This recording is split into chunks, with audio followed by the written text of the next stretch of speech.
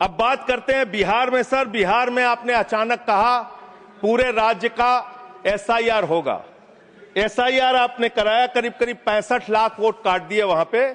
और मान्यवर, मैं आपके सामने कुछ विधानसभाओं की सूची पढ़ना चाहूंगा। मोतिहारी में 54,000 वोट काट दिया, बीजेपी 13,000 वोट से जीती। गोपालगंज में 66,000 वोट काट दिया, बीजेपी 28,000 वोट से जीती। संजय जी, बरौली में 46,000 वोट काट दिया, बीजेपी 12,000 वोट से जीती। अनमोल में 37,000 वोट काट दिया, बीजेपी। ये सारी चीजें सुप्रीम कोर्ट में नहीं जाएगी रिकॉर्ड पे। प्लीज सर, ये गड़बड़ी पे बात हो रही है। प्लीज, गड़बड़ी क्यों? समय चला जा रहा है, सुप्रीम कोर्ट के पास है। सर, मेरा टाइम जा रहा है। सर, विषय पर बोलिए। सर, विषय पर बोल रहा हूँ सर। नहीं, विषय पर नहीं बोल रहे हैं। विषय ऐसे तो फिर बात नहीं हो पाएगी। नो, ठीक है सर, ऐसे बात नहीं हो पाएगी। आप हमारा टाइम खराब कर रहे हैं। विषय पर बोलिए। नहीं, मेरा सारा समय चला जा रहा है सर। आप विषय पर बोलिए। जो चीज सब जुडिस है उसके बारे में honourable chairman has made it clear. Please. Election में ऐसे गड़बड़ियां होते हैं, उसको क्या करना चाहिए ये बता रहे हैं। ये सारे कंप्लेन माननीय एलओपी सुप्रीम कोर्ट के पास है। ये सब जुडिस मामला है, इस पर मैं अलाउ नहीं करूंगा।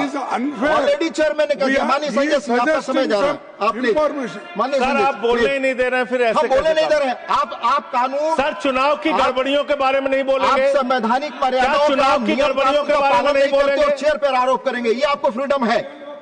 आप कुछ भी कह सकते हैं नियम कायदे के बाहर जाकर के। ठीक है सर। दूसरी बात सर, प्लीज, ईवीएम का इस्तेमाल देश के अंदर शुरू हुआ। प्लीज। और जब ईवीएम का इस्तेमाल शुरू हुआ, अपनी जगह बैठे, तो देश में तमाम बहस शुरू हुई। और ईवीएम के ऊपर सबसे पहला किसी ने सवाल उठाया तो उस व्यक्ति का नाम है जीवीएल नरसिम्हा। उन्होंने बाकायदा किताब लिखी है कि लोकतंत्र के ऊपर खतरा है ये ईवीएम। और उसके बारे में लाल कृष्ण आडवाणी जी ने उनकी किताब के प्रशंसा करते हुए और ईवीएम पे सवाल होते हुए, अब इस पे भी समस्या है, इस पे भी। तो उस पे पूरा ईवीएम के ऊपर सबसे पहले इन लोगों ने सवाल उठाया। ईवीएम किन किन देशों में था और कहां कहां बैन हो गया, मैं पढ़ के बता दे रहा हूं। जिन जिन देशों में बैन हो गया, जर्मनी में, नीदरलैंड में, आयरलैंड में, यूके में, फ्रांस में, पुर्तगाल में, इटली में, ऑस्ट्रेलिया में, नॉर्वे में, कनाडा में,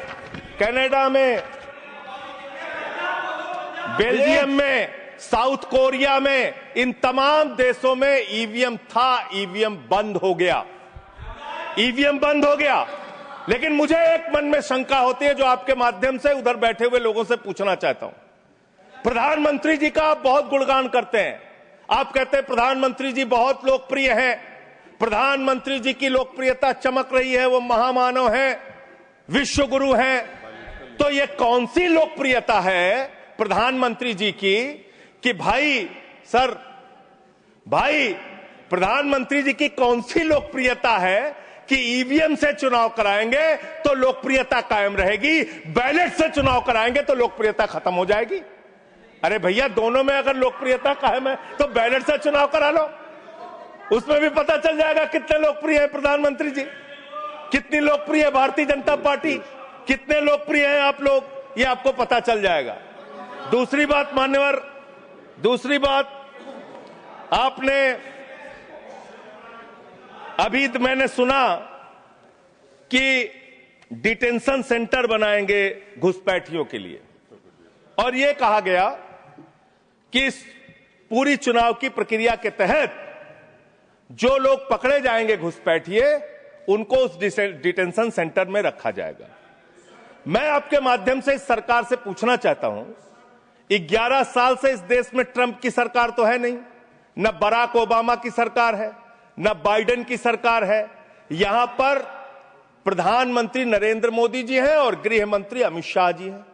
आपने 11 साल में कितने घुसपैठिए हिंदुस्तान से भगाए, इसके बारे में आंकड़ा दीजिए सदन को आप जानकारी दीजिए। आप बिहार जाते हैं, वहां घुसपैठिया चिल्लाते हैं, झारखंड जाते हैं, वहां घुसपैठिया चिल्लाते हैं, दिल्ली आते हैं, वहां घुसपैठिया चिल्लाते हैं, हरियाणा जाते हैं, वहां घुसपैठिया चिल्लाते हैं, महाराष्ट्र जाते हैं, वहां घुसपैठिया चिल्लाते हैं, आसाम जाते हैं, वहां घुसपैठिया चिल्लाते हैं, घुसपैठिया पकड़ नहीं पाते। यह कौन सा घुसपैठिया है? जहां पर चुनाव होगा वहां आपको घुसपैठिया मिल जाते हैं, आप पूरा चुनाव उसके ऊपर करते हैं। कितने घुसपैठिया बिहार में मिले इसको बताइए, देश को, इस सदन में बताइए। मैं आपको बताना चाहता हूं मान्यवर, मात्र 315 वहां पर विदेशी नागरिक मिले, जिसमें 78 मुसलमान थे, बाकी नेपाल के हिंदू थे। उसको आप इसलिए आंकड़ा नहीं जारी कर रहे हैं। 65 लाख में सिर्फ 315 मिले, आपकी छाती पे तो सांप लौटने लगा, आपको तो मजा आया नहीं। आप डिटेंशन सेंटर बना रहे हैं उत्तर प्रदेश में। डिटेंशन सेंटर का पता है आपको? कानून, अंतर्राष्ट्रीय नियम। आपको स्कूल बनाने के लिए पैसा नहीं है, आपको अस्पताल बनाने के लिए पैसा नहीं है, मिड डे मील में आप बच्चों को नमक रोटी खिला रहे हैं, नौजवानों को रोजगार देने के लिए आपके पैसा नहीं है, खाद की बोरी देने के लिए पैसा नहीं है। आप कह रहे हैं आप अपनी सनक को पूरा करने के लिए डिटेंशन सेंटर बनाएंगे, जहां पे घुसपैठियों को रखेंगे, उनको फ्री बिजली, फ्री पानी, फ्री एजुकेशन, रहने का घर, सड़क, सब आप अपने पैसे से देंगे, देश की जनता के पैसे से देंगे। इसलिए मैं आपके माध्यम से सरकार को चेतावनी देना चाहता हूं, अगर कोई बांग्लादेशी मिले, कोई पाकिस्तानी मिले, कोई अफगानिस्तानी मिले, तो उसको उसके देश वापस भेज देना।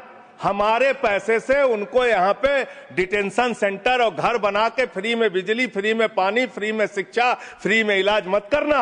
और ज्यादा अगर आपको चिंता हो तो अपने घर के बाहर एक घर बना लेना, वहां रख लेना, वहां रख लेना, अपने घर में रख लेना। हम लोगों का पैसा मत बर्बाद करो अपनी सनक के चक्कर में, अपने सनक के चक्कर में। दूसरी बात, सनक शब्द असंसदीय शब्द ना बोले। नहीं सर, सनक सर क्या क्या बोलते हैं ये लोग, किसको किसको गाली नहीं देते हैं। संसदीय शब्द ही बोलना है, और आपको भी बोलना है सर। बांग्लादेशी घुसपैठिया की ये लोग बात कर रहे हैं। लश्कर तोयबा का आतंकवादी इनके माइनॉरिटी मोर्चा का अध्यक्ष था जम्मू कश्मीर में। लश्कर तोयबा का सब्जेक्ट पे तालिब हुसैन, सब्जेक्ट पर दैट विल सर सब्जेक्ट है, ये डिस्कशन सब्जेक्ट है सर। लश्कर तोयबा के आतंकवादियों को अपनी पार्टी में आप रखते हो, लश्कर तोयबा के आतंकवादियों को अपनी पार्टी में रखते हो, लश्कर तोयबा के आतंकवादियों को अपनी पार्टी में रखते हो, आतंकवादियों को अपनी पार्टी में रखते हो। आप यहाँ पे खाली देश का माहौल बिगाड़ना चाहते हो। मान्यवर, अभी उत्तर प्रदेश में चल रहा है SIR।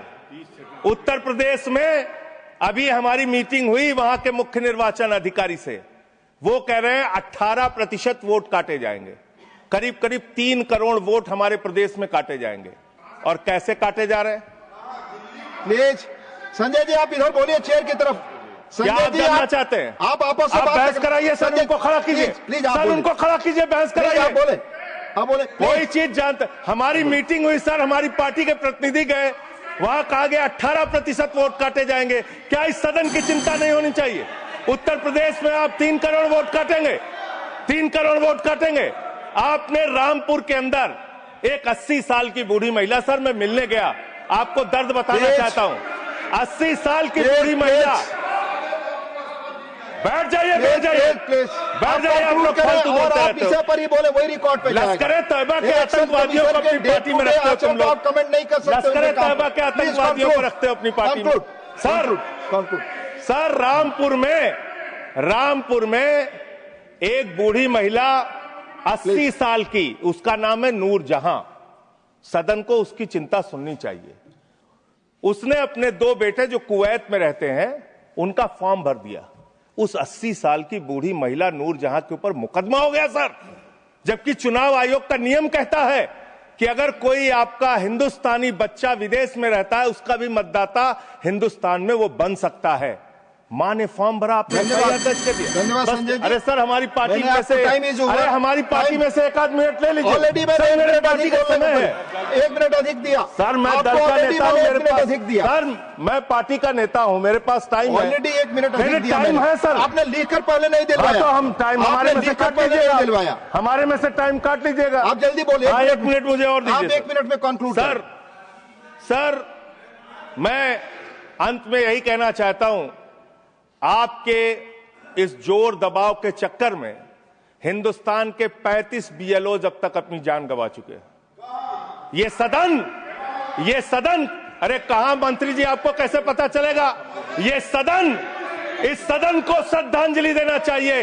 35 लोगों की हत्या की है आप लोगों ने। सर, धन्यवाद सर, सेक्रेटरी जनरल, उन बीएलओ की हत्या के जिम्मेदार ये लोग हैं।